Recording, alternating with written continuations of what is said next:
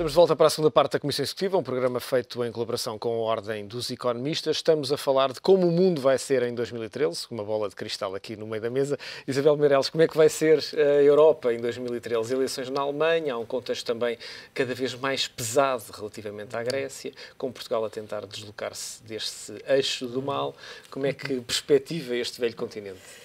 Eu gosto de recordar a história e gosto de recordar que a Europa já esteve bem pior pós-Segunda Guerra Mundial e que quando ela foi constituída, o objetivo primeiro, mas também o último, é manter a paz.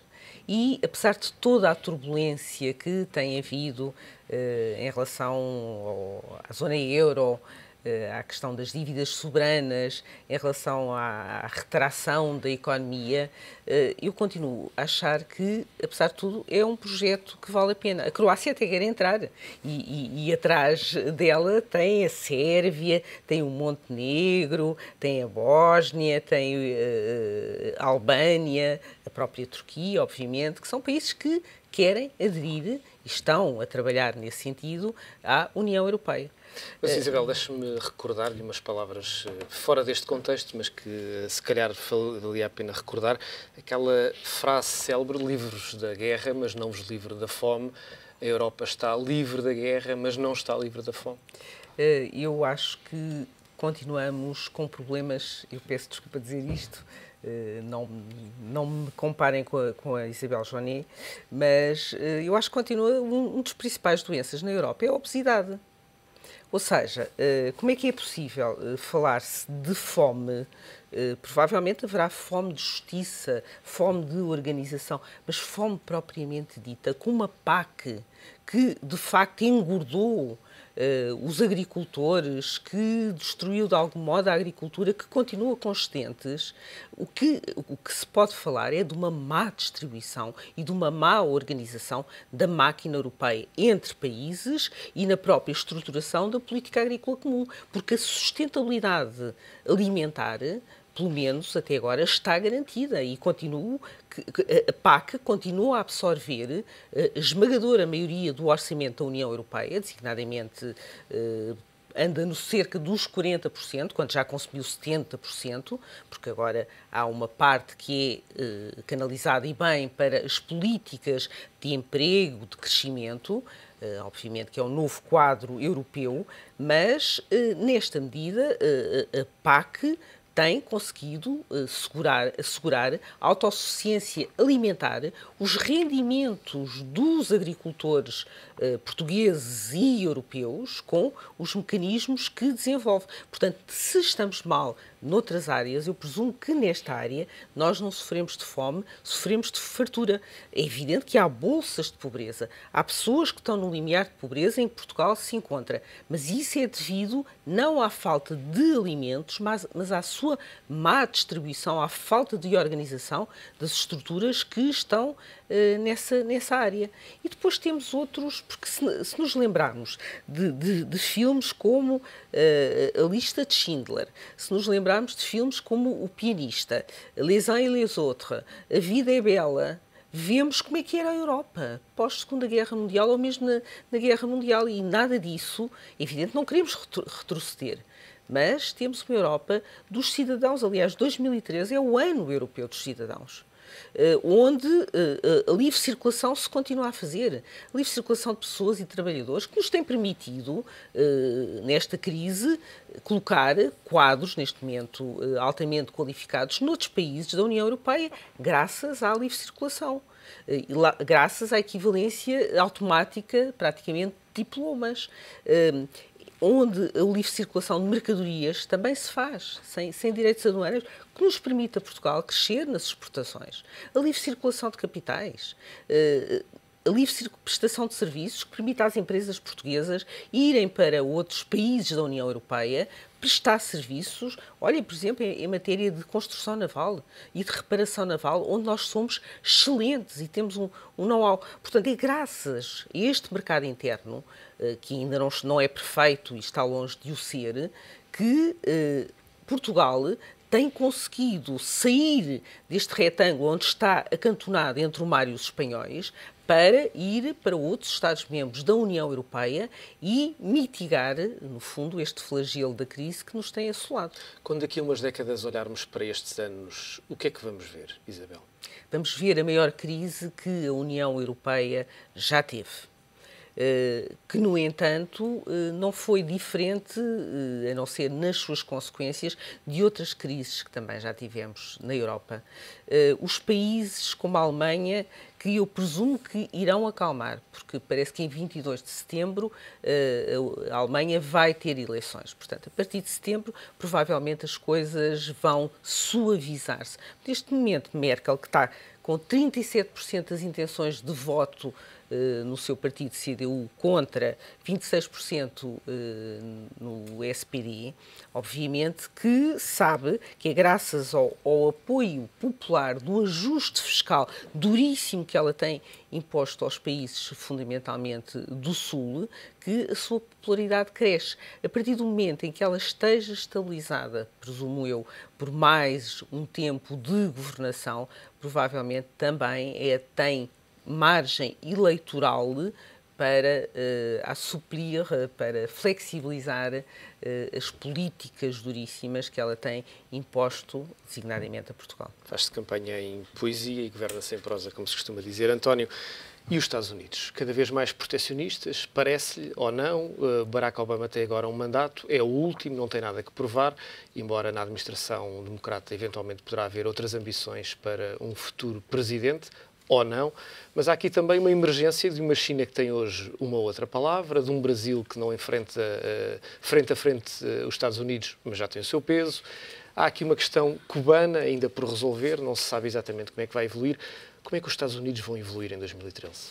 Rui Pedro, nós podemos prolongar mais uma hora, porque havia tanto para dizer nisto. Isto tem que ser tudo muito bem enquadrado.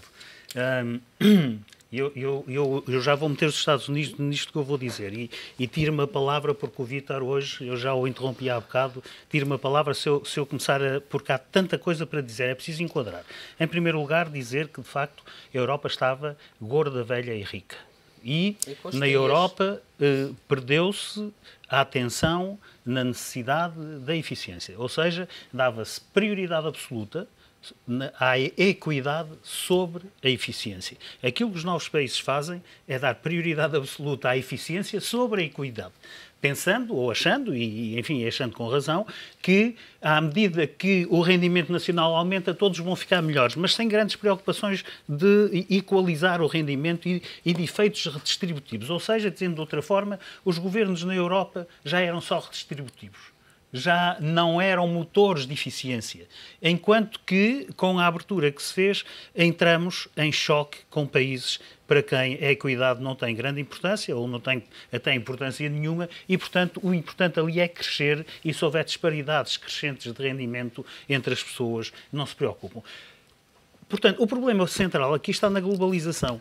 A globalização foi iniciada pelo Ocidente, na medida em que a economia ocidental, a americana, a europeia, eram economias maduras que já não viam perspectivas para continuar a crescer. Tinham atingido o ponto da curva onde já não era possível continuar a crescer muito mais durante muitos anos. E, portanto, era necessário ir buscar mercados que estavam quase virgens, a China, a Índia, com milhares de milhões de pessoas e que constituiriam os grandes mercados para os produtos ocidentais, americanos e europeus e, eventualmente, outros países com o mesmo tipo de postura. O que aconteceu é que o Ocidente pensava que ia poder controlar todo este processo de globalização.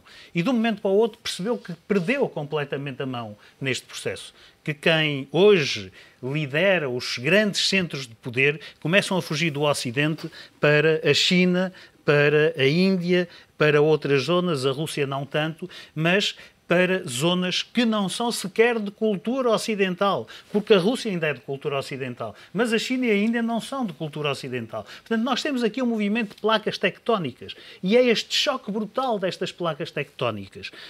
Uma globalização que abre mercados em que o Ocidente perde completamente a mão e o controle e zonas com populações enormes, com uma demografia muito ativa, começam a assumir liderança, é neste choque brutal que nós temos uma Europa e uns Estados Unidos, eu já lá vou, mas uma Europa em que passa a ser absolutamente necessário e inelutável começar a deixar um bocado a equidade, por muito que nos custe, porque seria a melhor forma de todos vivermos, mas a dar, de facto, um lugar mais preponderante às questões da eficiência. E é isto, este ajustamento brutal era previsível há 6 ou 7 anos atrás. Eu escrevi na altura, mas era absolutamente previsível, porque não era possível imaginar que nós pudéssemos abrir as fronteiras a estes espaços novos e de imensa população, com uma mão de obra a ganhar pouquíssimo, sem proteção social, e pudéssemos continuar na nossa atividade preocupados mais com a equidade do que com a eficiência. Portanto, aquilo que nós estamos a fazer na Europa e aquilo que os Estados Unidos, já lá vou, eu vou terminar, aquilo que estamos a fazer na Europa é este ajustamento brutal em que Portugal está incluído, e incluído porque nós, de facto, retardamos ainda mais que a maior parte dos países europeus o processo de ajustamento. Fomos empurrando com a barriga a situação existente, mas isto é um ajustamento para toda a Europa, não se pense que é só para Portugal. Os Estados Unidos têm uma grande vantagem, são um melting pot e têm tido uma política permanente de permitir a entrada de camadas jovens vindas fundamentalmente da Ásia e da América Latina. Mais restritivos nos últimos anos. O que significa que eles têm uma população muito mais jovem, que eles próprios não criaram porque têm o mesmo problema de carência de natalidade que nós europeus, mas que permitiram a entrada dos jovens e, portanto, fizeram a renovação da sua mão de obra e da sua própria capacidade de inovação. Mas os Estados Unidos, obviamente, a prazo vão ter o mesmo problema, para além de que são um dos países mais desequilibrados do mundo em termos de contas externas. Os Estados Unidos têm todas as características há cerca de 20 anos para uma entrada do Fundo Monetário Internacional. Mas a grande diferença é que os Estados Unidos produzem a moeda mais procurada do mundo e, portanto, desde que ponham a rotativa a funcionar, resolvem a situação. O momento agora é um momento difícil, precisamente porque os Estados Unidos, apesar de serem o líder mundial, não a termos em termos de defesa, mas serem o líder mundial ainda também em termos económicos, estão no processo de globalização e, portanto, muitas das políticas de bem-estar que estavam em curso também não vão poder ser suportadas. E daí este problema grave em que os Estados Unidos também estão a entrar, mas retrasados precisamente por estas características e também por uma outra característica que nós... António, tem que ser equitativo com o tempo. Já não vou conseguir ser. Nós na Europa não temos, que é a enorme flexibilidade da mão de obra dos trabalhadores americanos, quer para mudar de emprego, em setor, quer para mudar inclusive é de Estado, que nós não temos. Nós aqui resistimos, não queremos mudar de Lisboa para a Amadora e somos protegidos nessa não vontade de mudança. Desculpem. Quer dizer, globalmente há aqui assim, a Isabel, quer o António fizeram a avaliação, é assim, a Europa fez um longo caminho e tem 50 anos, mas eu acho que é curioso e acho que devíamos pensar seriamente o que estamos a... Enriqueceria a nossa análise da situação atual se fôssemos ler o que se passou nos Estados Unidos a seguir à independência. As guerras que estiveram entre os Estados, alguns anos depois, que terminou numa guerra civil dramática, não nos esqueçamos disso. Com o fim da União, o princípio... Portanto, às vezes também valorizamos demasiado, quer dizer, nós temos um processo de aprendizagem, a verdade é essa, e eu acho que 2013 vai marcar, pelos motivos que a Isabel já evocou, das eleições alemãs, mas também acho que por um processo de aprendizagem, que eu continuo a dizer... Muito do que temos hoje, em termos de estrutura europeia, não era pensável em 2008 e 2009. Ninguém aceitaria naquele momento que aquilo fosse posto em cima da mesa. E ao fim de 3 anos, atrasados, com custos sociais enormes, com custos de com os países, fizemos esse caminho. E veja-se que não somos piores do que os Estados Unidos, que mesmo em relação a um país só, não se entendem sobre o problema agora, do abismo fiscal que têm pela frente e que podem ter em janeiro. Quer dizer... Aí também, às vezes, também temos um gosto para nos martirizarmos e dizermos que nós somos os piores que aí estão. Eu acho que vai ser um processo que difícil. Infelizmente, se calhar podia ser de outra forma, mas se calhar também não há soluções fáceis para este tipo de elementos. E eu acho que a Europa se vai construir, vai sair daqui no futuro, espero eu, até porque sou europeísta convicto, com alguma capacidade de impor, em vez de ser ao contrário, impor àqueles países que o António evocou alguns níveis de proteção social que façam com que as populações nesses países também tenham acesso a um conjunto de bens e serviços como nós temos. Portanto, e acho que é esse o caminho a fazer, e não o caminho de destruir completamente o acesso. Obviamente, encontrando a forma em que os sistemas de incentivos que estão em jogo permitam que nós continuemos a produzir e a propiciar às nossas populações níveis de vida aceitáveis. Acho que esse é o desafio que temos pela frente também aí. Foi um prazer ter a vossa opinião nesta terça-feira. Desejo o resto de uma boa semana. Ficam por aqui os trabalhos desta Comissão Executiva. Estamos, ao longo desta semana, a olhar para o mundo em 2013.